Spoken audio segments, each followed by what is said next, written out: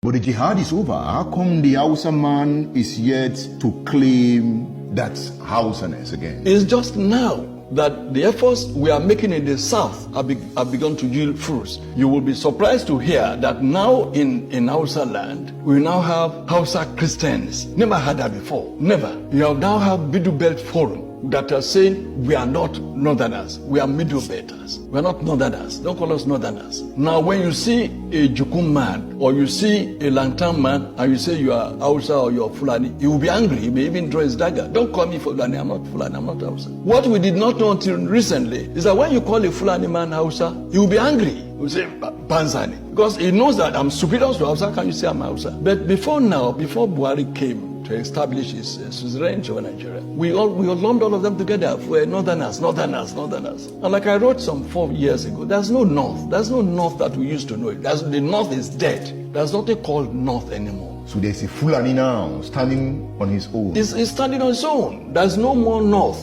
If they try any war today, oh God of mercy, the kind of cohesion you had in the army, the military in 1966 will never happen again in this country, if there is a country at all. You will not find a Hausa soldier now, an Igbo soldier going to Enugu to kill a fellow him. You will not even find an Igbo soldier coming to Ibadan to kill a Yoruba man, or a Yoruba soldier going to Enugu to kill an Igbo man. It will not happen again. So the Lantan people, the Benue people will never ever allow themselves to be used by any Fulani mischief maker. So if I'm getting you right, your argument is that the Fulani hegemony has been broken. Dead. If the Fulani hegemony has been broken, yes, does it mean that the social structure of Nigeria is about to witness a very hard hit that will lead to a new Nigeria?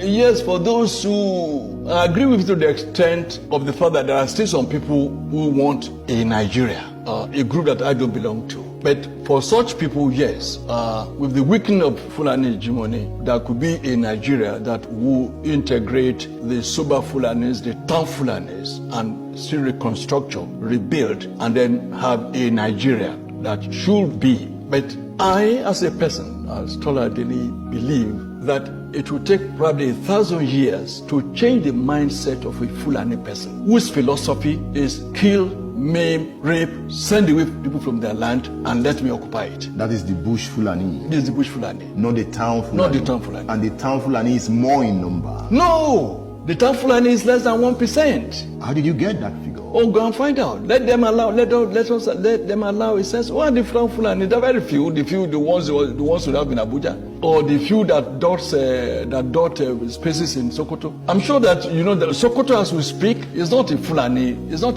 town. Is it not? No, that's a mistake we make. Zamfara is not a Fulani town. There are more Hausas in Zamfara than Fulani. There are more Hausas in Kano than Fulani. But the Fulani govern. They are in town. They are in charge. Yes, so it's their town. Yes. By subterfuge, by cunning, by crookedness, by all sorts of gimmickry. Or by integration. Not integration, by intimidation. And I said they are politically savvy. What they did to the rest of Nigeria, when they realized that the Fulani in the military, they could no longer use the military to retain power indefinitely. Since they've had power, they had access to the treasury, they say, oh yes, Edmond is from the east or wherever. Brilliant man, he may likely oppose us and contest with us and rival us. Let's make him an ambassador. Let's give him an oil block. Let's make him a billionaire. We padlock his mouth. Let's get an Abiola. Make him a billionaire. Let's get this. Let's get that. And make them big.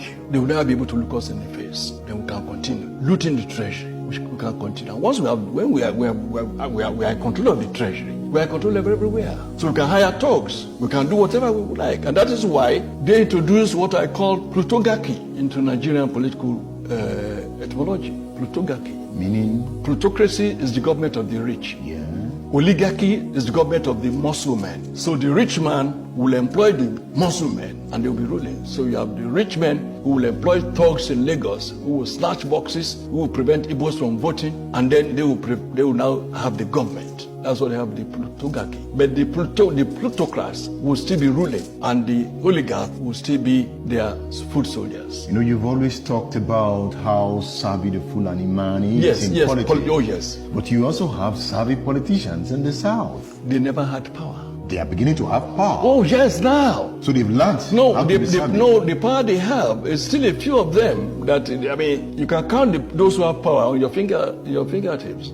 The fact that you have governors, I'm sure you're not referring to having APC governors who are Southerners or PDP governors or Southerners. Yes, that's what I'm referring to. No. Is that not political power?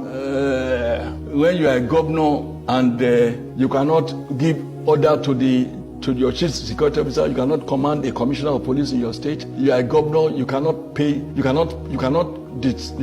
your judges. You know judges are being paid in Abuja. You know now that the salary of NTA staff, Nigerian Television Authority staff, all over Nigeria, their salaries are being paid straight from Abuja. You are a director of NTA in Enugu or NTA in Abeokuta. You cannot pay this. You cannot pay the salary of your staff from your office. Which power do they have? That they have to go to Abuja every month to collect dues to pay their salaries.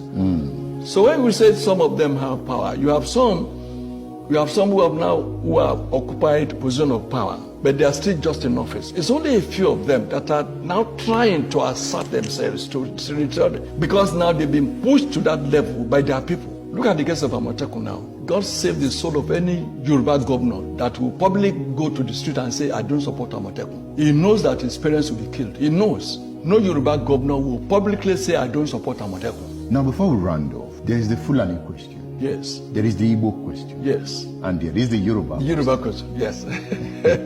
We have been discussing the Fulani question. Yes, sir. If we don't resolve this question, we will go our ways, right? Yes, certainly. But we can answer this question and build a one Nigeria that you don't want. It is possible. Nothing is impossible.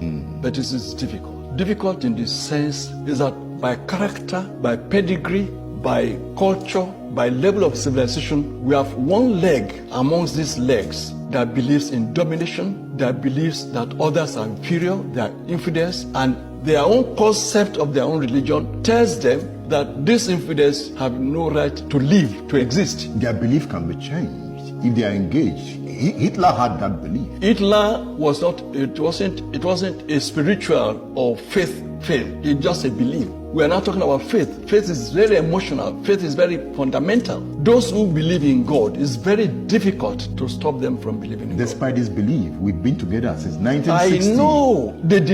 They had power, and the rest of the country allowed them to continue in the hope that it will change. But when you now had the great poverty in the north, you now had all these Amajis, I have all these insurgents and all those, built up, that people now begin to say no. So that might be the shock that will create the change. It might. I'm not saying it is impossible. I only say it's difficult. It's possible that the 4 million or thereabout Fulani who are terrorizing the rest of the country, it is possible for them to have a change of heart. It is possible. There's nothing impossible. If that happens, it will be a great day. But I don't see it happening, and I don't see it coming. What I see coming is that, like a people who are deaf and dumb, they want to pull the pillars holding a building on themselves and collapse.